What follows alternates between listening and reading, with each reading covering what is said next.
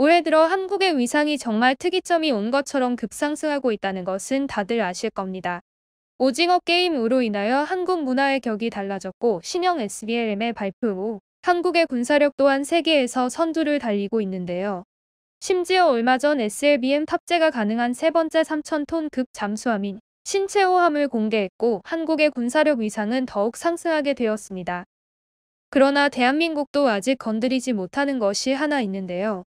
바로 핵무기입니다. 한국은 핵비 확산 조약을 비롯하여 다양한 국제 핵비 확산 체제, 양자 간 협정 및 자발적 선언 등을 통하여 원자력 에너지를 평화적 목적으로만 활용할 것임을 천명하였고 이를 굳건한 국가정책으로 추진하고 있습니다.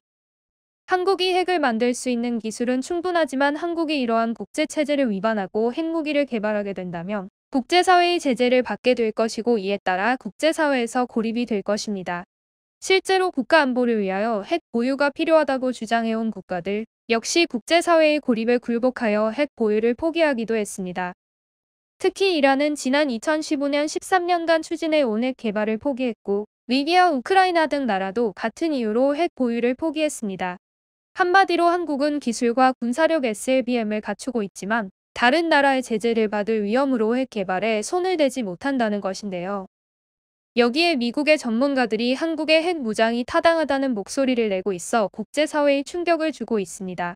사실상 모든 국제사회의 제재는 미국의 역할이 상당히 중요한데 미국이 한국의 핵 보유에 대해 찬성의 목소리를 낸다면 국제사회의 제재 명분이 사라지게 되는 것이기 때문입니다. 실제로 한국은 1970년대 박정희 대통령 시절 동북아시아의 비밀리에 핵무기를 개발했습니다.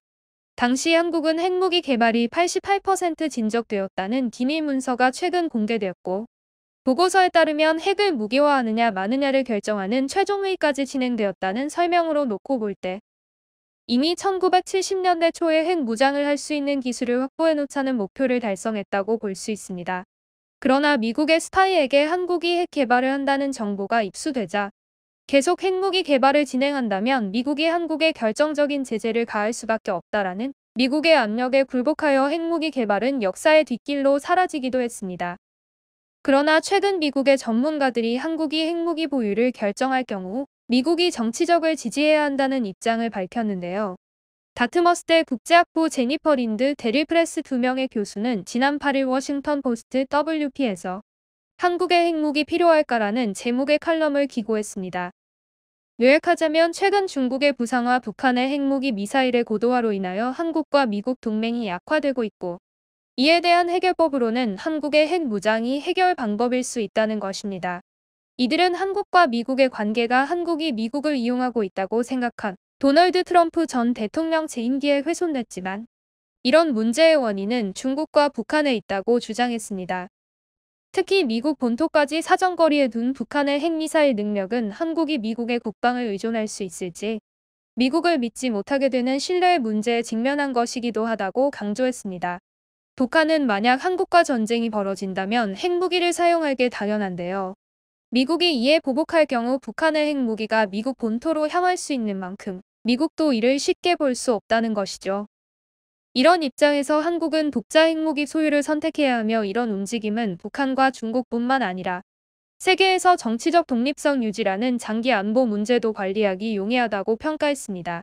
또한 그들은 핵무기 비확산에 관한 조약 중 10조를 확인해보면 본 조약상의 문제에 관련되는 비상사태가 자국의 이익을 위태롭게 하고 있음을 결정하는 이유에는 본 조약으로부터 탈퇴할 수 있는 권리를 가진다라고 규정하고 있으며 북한이 현재 핵무기로 한국을 위협하고 있는 지금은 10조에 해당하는 자국의 이익을 위태롭게 하는 비상사태에 해당하므로 한국은 합법적으로 핵무기 비확산에 관한 조약 NPT에 탈퇴할 수 있으며 이에 따라 핵무기를 개발할 수 있는 명분이 생긴다는 것이죠. 이는 미국과 소련 냉전기에 북대서양 조약기구에 속한 유럽 국가들이 미국인들이 정말 서독의 수도를 보호하기 위해 미국 동부의 보스턴을 희생시킬까? 란 의문을 갖다가 영국과 프랑스는 이를 믿지 못하고 각자 핵 개발을 한 상황과 유사하기도 합니다. 이들은 한국의 독자 핵 무장은 핵 확산을 방지하려는 미국의 핵심 정책에 반하긴 하지만 현재 약화된 한국-미국 동맹의 최적의 경로라고 강조했습니다. 그래서 만약 한국이 핵을 보유하겠다면서 이런 조치를 하기로 결정하면 미국은 비난의 초점을 대한민국에 둘 것이 아니라 북한의 불법 핵소 듀에 맞추고 한국과 미국의 가치 있는 동맹에 정치적 지지를 제공해야 한다라고 목소리를 높였습니다. 한편 9월 15일 한국은 SLBM의 개발을 성공적으로 진행하였고 9월 28일 3,000톤급 SLBM이 탑재된 신체호함도 공개하여 한국의 핵무기 보유에 힘을 싣고 있습니다. 이런 해군의 SLBM의 개발은 핵잠수함 개발을 염두에 둔 개발이라는 것이 전문가들의 설명인데요. 그런데 한국의 핵 보유 문제와 SLBM의 개발로 벌벌 떨고 있는 나라가 하나 있습니다. 바로 일본인데요. 해군은 3,000톤급 잠수함 한 명으로 독립운동가 혹은 광복 후 국가 발전에 기여한 인물의 이름을 빌려오고 있습니다. 이번 잠수함의 이름인 단재 신채호 선생은 언론인이자 민족주의 역사학자이며 일제에 항거했던 독립운동가입니다. 일제 침략에 불탄 위선과 불법성 그리고 친일파들의 매국행위에 대해 강하게 규탄하는 등 언론을 통하여 민족 자각 운동을 꿋꿋이 전개했던 인물인데요. 이에 일본은 한국의 잠수함과 SLBM의 관역이 일본을 향하고 있는 것 아니냐며 불안에 떨고 있는 것이죠. 일본 현지 뉴스 NHK는 보도에서 일본과 한국이 우선순위로 두어야 할 것은 동북아시아의 평화이며 그를 보장하기 위하여 중국과 북한을 견제하는 것이라는 것을 명시해야 한다. 한국과 일본 간의 이런 견제는 양국에게 아무런 이득이 없다라며 설득하는 등 상당히 긴장된 모습을 보여주었습니다. 이는 겁먹은 개가 열심히 짖고 있는 모습이기도 한데요. 일본이 지금처럼 과거사를 은폐하고 왜곡을 거듭한다면 앞으로도 한국은 일본과 협력할 일은 없을 것이라는 점을 명심해야 할 것입니다. 한국의 SLBM에 벌벌 떨고 있는 일본 반응입니다.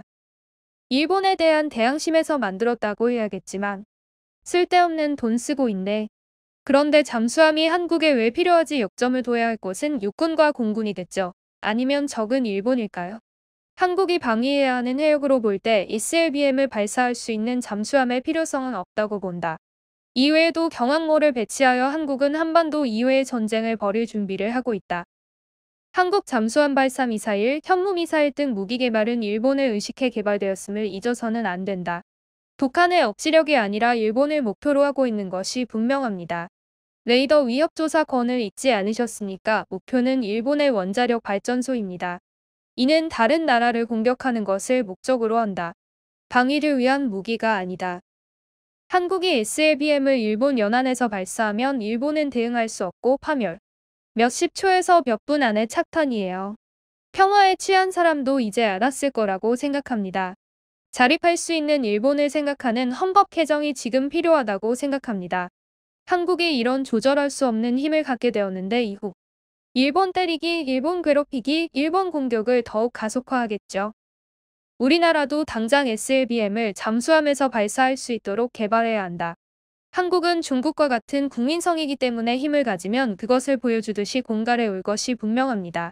한국은 반도국가인데도 SLBM 잠수함이 필요 없을 것이다. 어딜 공격해? 분명히 우리나라를 의식해서 개발 배치할 것임에 틀림없을 것입니다. 대응을 취해 두지 않으면 큰일이 날 겁니다. 국방비가 일본보다 많아지니 당연히 일본보다 무기도 많고 고도화된다. SLBM은 침략 무기다. 어디를 침략하고 싶은가? 우리나라에서도 장비하거나 적 기지 공격 능력을 강화할 필요가 있다. 이건 아무리 봐도 대일용입니다. 겉으로는 대북 대책이라고 하지만 속내는 일본을 향한 것임이 확실하다. 일본도 탄도미사일 핵 보유를 포함해 남측의 탄도미사일 공격에 대비해야 한다. 이는 나라 일본을 1순위로 삼고 있는 것이 분명하다. SLBM의 타겟은 평양이 아닌 동경일지도 모릅니다. 해양 항로의 안전 보장에서 상정되는 것은 중국이지만 중국을 위협으로 느끼게 한다고는 생각할 수 없고 매번 한국 해군의 배에는 일본과 관련된 인물의 이름이 붙는데 이번에도 그 기준에 빠짐없이 이름이 붙었군. 이 잠수함의 미사일은 일본 어느 도시를 표적으로 하고 있는지 궁금하다. 대일본용밖에 사용할 수 없잖아. 대북이 아니라 대일본 전용일 뿐이다. 지금까지 시청해주셔서 감사합니다. 위드코리아는 당신과 함께합니다. 구독과 좋아요는 더 나은 컨텐츠 제작에 큰 힘이 됩니다. 감사합니다.